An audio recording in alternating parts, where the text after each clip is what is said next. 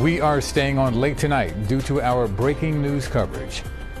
It continues right now. We're still tracking a deadly plane crash, a medical transport jet carrying 6 people crashing near a busy mall in the Northeast. And we have our crews throughout the area tonight. This crash happening near Cottman and Bustleton Avenues, just miles away from the Northeast Philadelphia airport. Yuki Washington along with Janelle Burrell. Here's what we know tonight. Authorities tell us 6 people were on board, including a young child, a little girl. That was a medical flight carrying 2 pilots, 2 doctors, and a patient and the mother of that patient. Right now, there's no confirmation that anyone survived. What we know is that the plane went down on Cottman Avenue. This is near the Roosevelt Mall. The debris field, it is extensive. At this point, we know it spans several blocks, and there are reports that multiple people on the ground were hurt. Now we want to show you this. Take a look at the light green line in the middle of your screen. That's the small plane taking off from Northeast Airport, bound for Springfield, Missouri, the airport there. It was in the air for only minutes before it went down.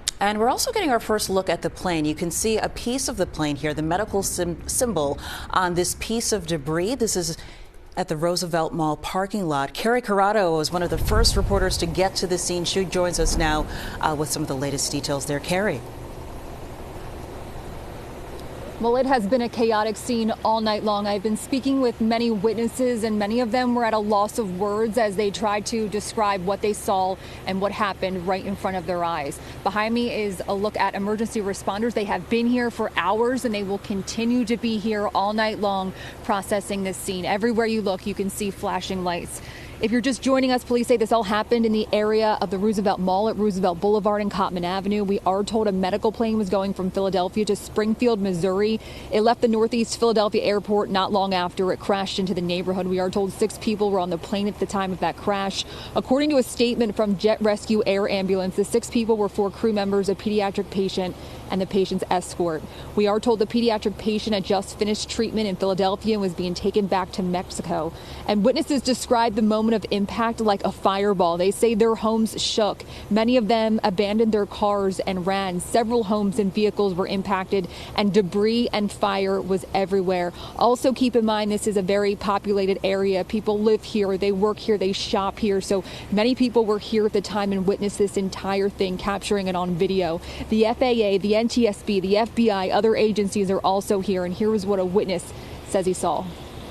I was just talking to my mom in the pull through right next to Dunkin' Donuts, and all of a sudden we just heard this whirring and then this crash, and it was an explosion right next to Dunkin' Donuts, and everyone just started screaming. My mom told me to back up, back up, back up. This is a massive scene. Everywhere you look, you can see police tape up and down the streets. The mayor says there is shelter at the Samuel Fells High School. The Red Cross was also out here trying to see if anybody needed help. I also want to highlight that many of the stories I have been hearing are neighbors helping neighbors. This community came together in tragedies. But again, as of right now, investigators are here on scene. This investigation is far from over. Back to you. Just getting underway. Kerri Corrado has been live out there for us throughout the night. Kerri, thank you so much for your reporting. CBS Philadelphia Siafa Lewis has also been on the scene since this tragic accident happened. Siafa? Yuki and Janelle, you know, as I was listening to Kerri, I was thinking about something someone on Instagram posted tonight, remarking on just how absurd the news cycle has been here in the first month, of 2025. Of course, punctuated by this horrific tragedy tonight here in the Northeast. We spoke to several people this evening who not only saw what transpired when that plane hit, I assume, the row homes, but also some of the collateral damage and some of the things they saw on the ground in the minutes afterwards. Here is somebody else that we spoke to tonight. First, I heard a loud boom, and I seen like the little spark out of my window. So I hurry up. I ran right over here to see what's going on. I just seen flames, smoke, and then I was chilling over there. And then I was with my friend and all that. We had seen like a little kid. He ran out the fire. I want to send my condolences out to anybody who lost their peoples and all that. For sure, it's just tragic. Definitely hurt. And it was crazy. Like me and my mom and my niece, we was just on the road 5 minutes before it happened, coming down off 95. Just on the road, and then 5 minutes later, that's when that happened. So it was like, dang, that could have been us. How do you feel about everything that you witnessed tonight? tragic. It hurt. Even though it wasn't none of my people that got hurt and all that, it still hurt. It's crazy. That young man also told me some of the other things that he saw, which we did not share with you. Just absolutely horrific. Such a sad, sad night here in the Northeast. It's going to take quite some time for the people who witnessed everything they witnessed tonight to deal with that, not to mention all those involved down the street about half a mile from where I'm standing right now. Yuki and Janelle will send it back to you. Indeed, indeed. Siafa, thank you and your crew for your hustle tonight. Absolutely. And we want to show you more video just into our newsroom showing, look at this. This is the immediate aftermath of the crash. It captures the chaos that unfolded here along Cottman Avenue. You see all of that debris, the fire, people stunned as those flames erupt on the street and right on the front lawns of some of the homes there. You can only imagine, Yuki, you know, what was going through these people's minds. You know, first of all, if they did not actually see the plane going down, wondering what this is. And then all of a sudden this happens. This is unbelievable, people unimaginable. Surveying all of this. Many folks here documenting what happened, this tragic event tonight that happened at 6 o'clock, just after 6 o'clock tonight.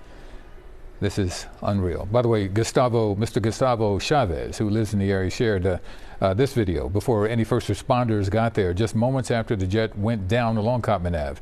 Some neighbors there describing this. We've mentioned it a number of times tonight, and they all have the same thought process, describing this as hell on earth. Wow. The plane crashed and exploded right near the Roosevelt Mall in Cottman Ave, and just to shock the entire community. Yeah, we've seen an overwhelming response from federal, state, and local authorities on the scene. Our Josh Sanders, also in Northeast Philadelphia near the crash site. Josh, what can you tell us from where you are?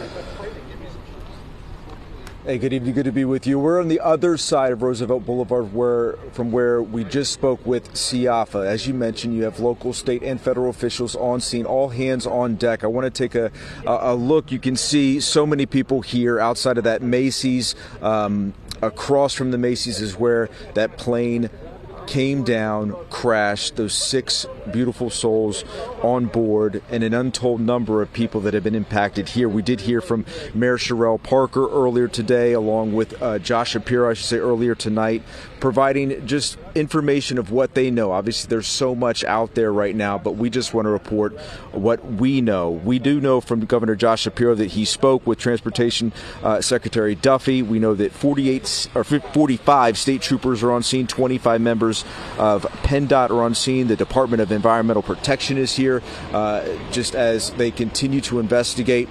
Mayor Sherrell Parker did say if you're not involved here to please not be in this area and let investigators do their work. But if you are impacted, here's what she had to say of where you can go to find resources.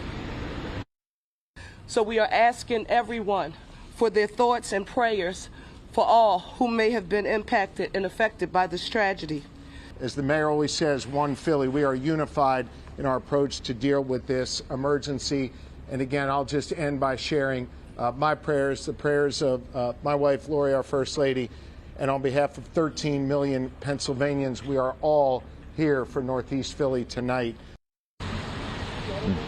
Mayor Sherrell Parker did go on to say if you have been impacted by what happened here, you can go to Samuel Fells High School. There are resources there. We do know that the Red Cross is here as well, guys. Obviously, they are just at the beginning of investigating what led to this plane crash. So many people impacted, but the silver lining, and we've heard it over and over and over again from people that we've spoken to, is neighbors helping neighbors, Philadelphians showing up for each other, and our thoughts and prayers are with everybody impacted. Guys, back to you. Tough night indeed, Josh. We appreciate you and your crew as well. Thank you. So many people stepping up to help.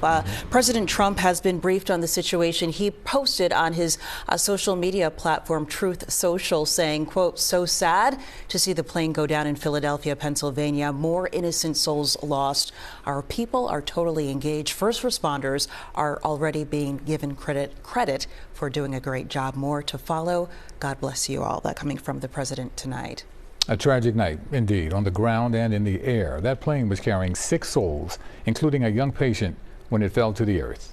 Health reporter Stephanie Stahl joining us now. And Stephanie, tell us what you know about medical transport flights and what was occurring as that patient was leaving. So these medical transport planes are like a mini ICU, a miniature intensive care unit. They have life support. So we don't know the particulars of what this patient, the situation of this little girl who is being transported from Philadelphia back to Mexico. We don't know her condition, but clearly she was in some sort of a fragile condition that she needed these life-sustaining mechanisms on board this plane. We talked earlier to a spokesperson from Shriners about this situation. It was a patient who had come to us from Mexico. We do quite a bit of international outreach. She was being treated at our Philadelphia hospital, and her course of treatment had concluded, and so she was set to go home. And unfortunately, that was when this event occurred, was on her trip home. It's extremely hard and extremely difficult. They were all, those that were involved directly in her care were very aware that she was going to be traveling home, and there had actually been a send-off for her today. And so it hits us very deeply. Our patients, our family, and we become very close to those that we treat as well as their families. And so the care that we provide is not just in the clinical sphere.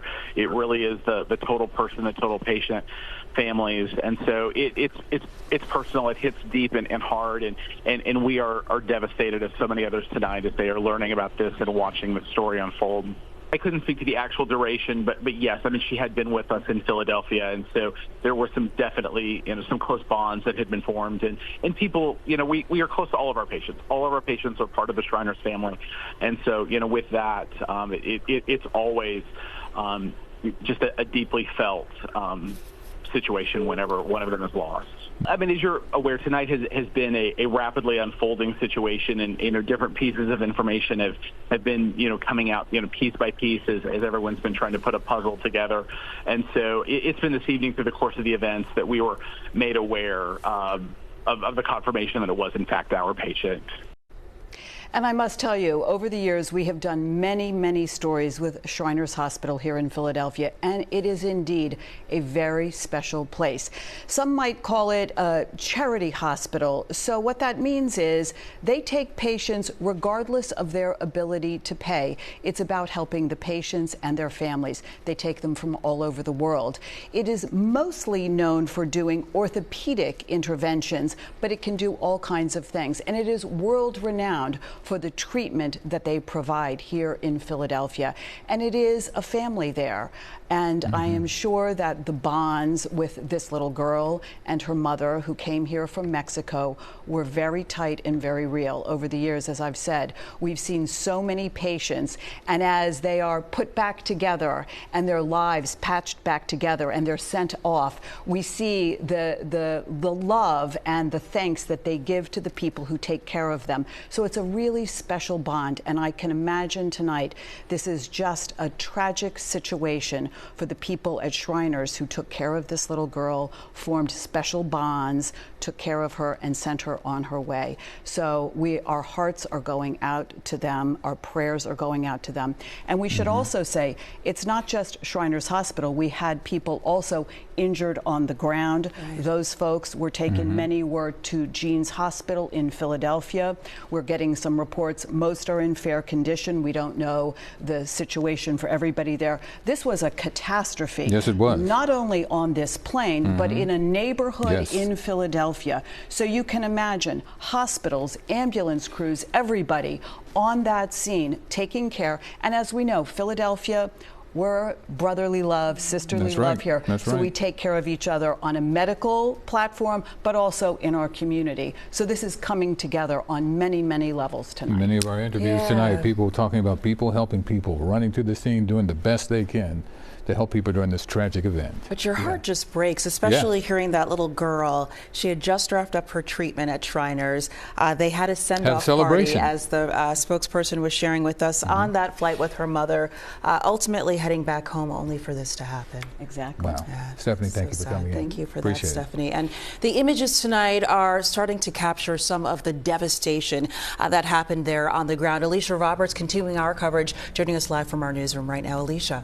Janelle, Yuki, good evening once again. We know that medical plane that crashed was carrying 6 people. Again, we want to show you some of the photos that have been coming into our newsroom tonight. This image shows part of the plane broken and scattered that fell in the parking lot of the Roosevelt Mall. It's hard to even believe it, and it is such a daunting reality when you realize those on board were seeking to give and receive life-saving care as this tragedy happened. You can see that debris field scattered for blocks and blocks, just the chaos of it all. Also, that fiery scene of the row homes now that are devastated as well by this tragedy on the ground. The firefighters responding at a moment's notice, trying to do what they could as neighbors who saw the smoke nearby could only sit back and watch. And, you know, personally, growing up in the area, my grandmother's home was just blocks away at Longshore and the Boulevard. My phone, like so many who live and work in that area, filled tonight with notes of family and friends just checking on one another. Are you okay? The devastation of this is so wide. Like Stephanie was just saying, this is a neighborhood now that is impacted.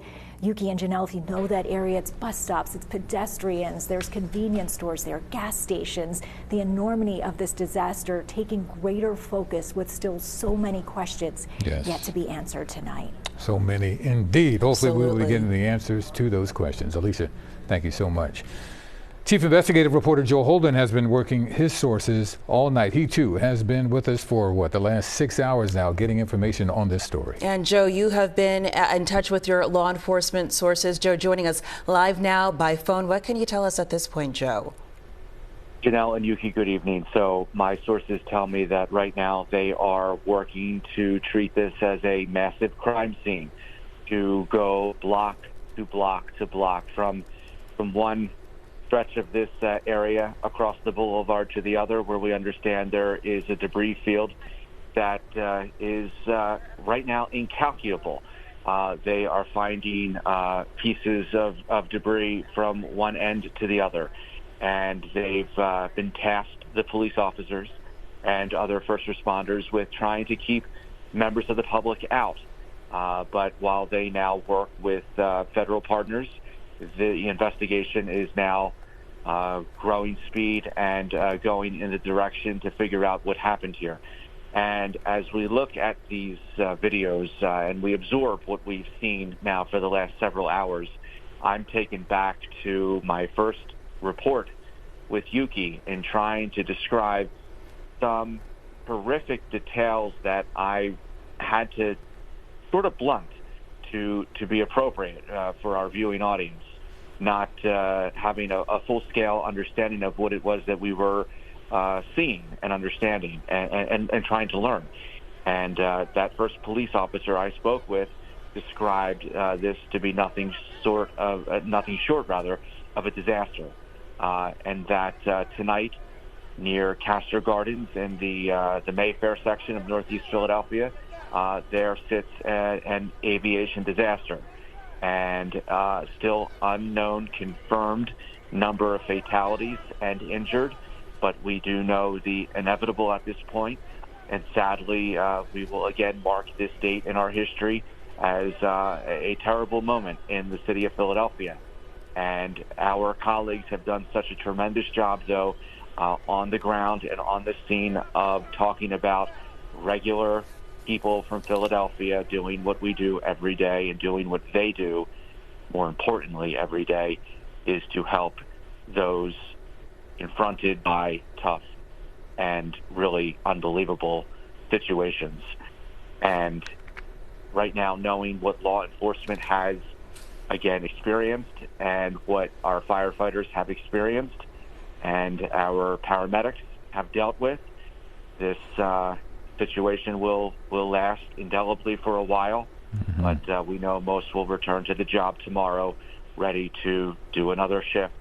And yet, really, the images are hard to get out of your mind. And when you think about the work that has been done tonight already, and yet there's always more work to be done, this massive crime scene that stretches through Mayfair tonight certainly is in our hearts something that we all share, the tough moment and the resiliency to keep going. Definitely a tough, difficult night for the city. But as Governor Shapiro said earlier tonight, Joe, we saw the best of Philly. So many people and the first responders, they're stepping up to help in this time of need this evening. Thank you. We appreciate you, man. Yes, thank you, Thank Joe. you for your insight and all you've done. Thank you. Thank you. Well, as you've seen in some of the video that we have been showing you, it's been raining on and off all day, and the rain was in the area at the time of the crash. And Grant Gilmore joins us now from the Hyundai Next Weather Sphere. Good evening, guys. Yeah, raining all day, but one thing that you may have noticed was the fact that it was relatively mild out there. And we've got this system that's moving through. It's going to be a much cooler day tomorrow. But let's talk about those weather conditions leading right up to the crash. I'm going to show you the radar right there at 6:07 this evening. You've got light rain over the northeast Philadelphia National Airport, reporting those light rain showers, kind of a mist in the area with some little bit heavier rainfall into South Jersey. Fast forward to now, temperatures are actually 52 degrees. Light rain still in the area with that more moderate rain pushing off to the east. But that's just the rain and the temperature. These weather stations at the airport there, the Northeast Philadelphia Airport, reported the cloud cover, and you probably noticed just how low that cloud cover was today. Overcast skies right at 5:54. Again, the crash happened at 6:07, so those overcast skies with that cloud deck down to 400 feet, just showing you how low the clouds were right up to the point of when that plane was flying and ultimately crashing over the Northeast. Now, this image right here, this was posted by Flight Radar 24 on X earlier this evening, and this is the flight tracker, the blue line indicating the flight altitude of the aircraft, and then that yellow line showing you the timeline of the flight speed. All right, so first I want to talk about the altitude of the plane. Right there, it reached a maximum altitude of 1,650 feet. So we know, based upon those weather conditions, the plane flew up through that low cloud deck and was likely flying through almost zero visibility, needing to rely on those instruments in the cabin of the cockpit. Now, the time of the crash, 6:07. That's represented there in this timeline. Notice that blue line. Again, that blue line is the altitude of the plane. See how it then dramatically begins to drop after initial ascent, after takeoff. Meanwhile, the yellow line is the speed of the aircraft, the ground speed, 242 knots. That translates to 290 or 279 miles per hour as that plane is rapidly dropping out of the air.